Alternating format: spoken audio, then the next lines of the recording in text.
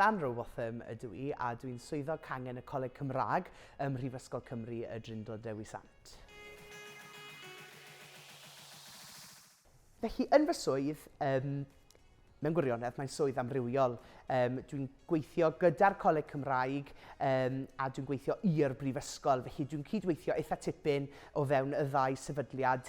A mae yna dipyn i'w wneud o'r hynny yn cynnwys yr elfennau marchnata, recriwtio, so dwi'n cefnogi'r elfennau hynny o fewn y brifysgol. Dyn ni'n cynnig ysgoloriaethau trwy'r Coleg Cymraeg, felly mae yna dipyn o waith o cadw golwg a sicrhau bod myfyrwyr yn astudio'r credydau trwy gyfrwng y Gymraeg.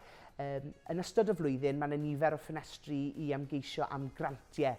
Felly, dyn ni'n cydlynu'r ysgrifennu, cydlynu rhoi'r ceisiadau mewn.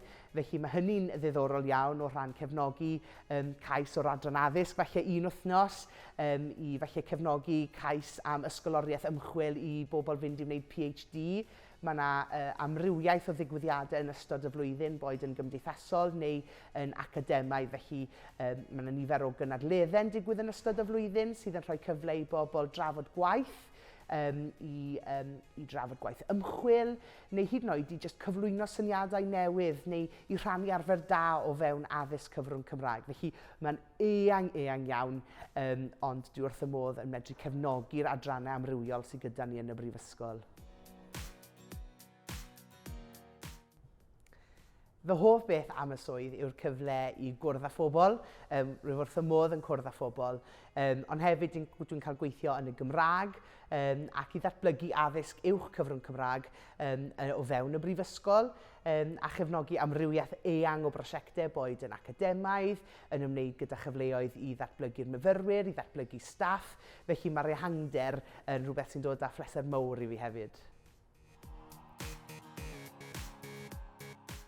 Mae yna gyfle reit euraidd i wrthweithio yn y brifysgol i ddatblygu'ch gyrfa. Hynny yw, os ydych chi eisiau symud i fyny, os ydych chi eisiau symud ar draws, ond hefyd, wrth gwrs, fel sefydliad addysgiadol, maen nhw yn hefyd medru cynnig yr hyfforddiant yna, boed hynny yn hyfforddiant sydd yn mynd i helpu yn eich swydd chi nawr, neu os ydych chi'n edrych i ddilyn trywydd gradd addysg uwch, mae yna gyfleoedd fyny hefyd, neu dystysgrif addysg uwch. Mae yna gyfleoedd o fewn y sefydliad i gymryd mantais o'r cyfleoedd ni.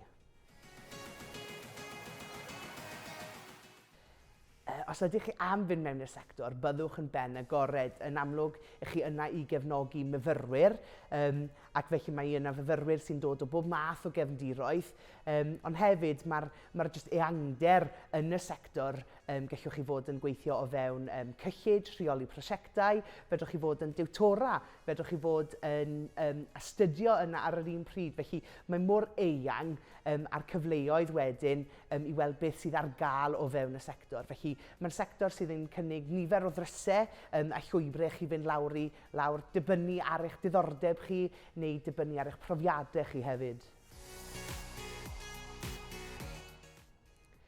Felly, fel prifysgol, mae yna lwybr naturiol efallai bod pobl yn dilyn trywydd i fynd i wneud gradd ar hynny ar lefel uwch, neu hefyd mae'r brifysgol hefyd yn cefnogi'r gwaith sydd yn digwydd yng Ngholeg Addysg Bellach yn y sir.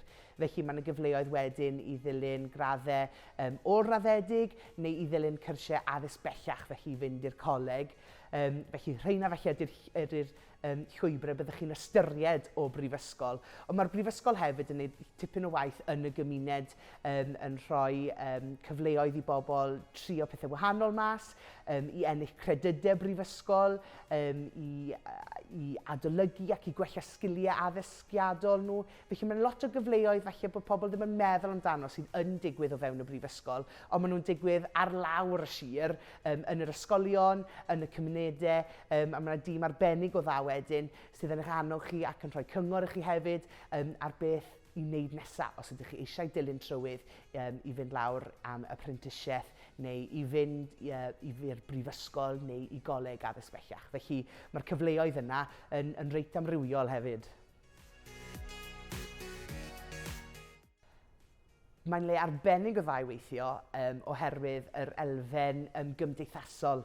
Mae yna lot o bobl yn gweithio yna a mae rhaid i chi gweithio gyda phobl mwyn cael y job, i gyrraedd yr ochr draw o'r job. Os ydych chi'n gweithio ar brosiect, ydych chi angen y bobl i bawb i gydweithio. A dyna dwi wrth y modd ydy'r elfen yma o gymuned sydd gan y brifysgol, ond hefyd y cyfleoedd yna sydd yn dod i ddod i nabod pobl o wahanol meysydd o fewn y brifysgol, be bynnag ydy'r rôl nhw. Dwi'n ffodus iawn bod i'n rhan o wasanaethau canolog y brifysgol, felly dwi'n cael gweithio gyda'r adran ystadau, os ydyn ni'n trefnu digwyddiadau gyda'r adran cyllid, wrth edrych ar grantiau gyda'r adran recrwtio myfyrwyr, marchnata, chyfathrebu, ac wrth gwrs yr elfen bwysig yna o'r adrannau academaidd a'r adrannau sy'n darparu cefnogaeth i fyfyrwyr ar y campws a thu hwnt.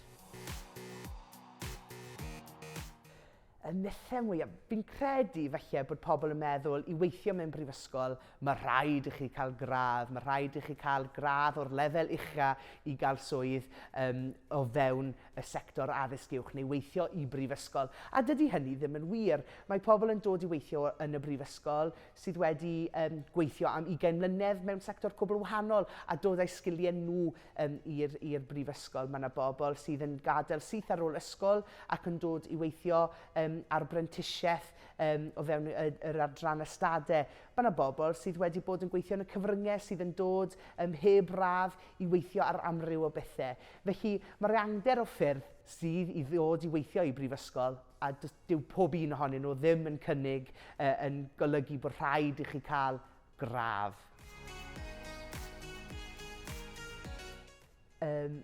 Y mantes mwyaf i fi fi'n credu o gael gweithio yn Sir Gar ydy'r cyfle i rwydweithio trwy gyfrwng y Gymraeg, i weithio trwy gyfrwng y Gymraeg, ond yr elfen yna o gymuned sydd gyda ni yma yng Ngorllewin Cymru, yr elfen yma o'n Cymreigdod ni, a'r ffordd dyn ni'n byw yma yng Ngorllewin Cymru. Dwi wrth y modd, byddwn ni ddim yn gallu byw mewn dinas, felly mae cael byw yn y dre sy'n digon agos i'r wlad yn rhywbeth sy'n apelio'n fawr ata i, ond mae'r ffaith yn bod ni mor agos bod yna siopau, bod yna mannau i fynd i siopa, mae yna mannau i fita, i fynd allan i gymdeithasu, ond hefyd mae yna dreithau, mae yna lwybrau i fynd i gerdded, felly mae yna lot fawr i'w wneud yma yn y Gorllewin.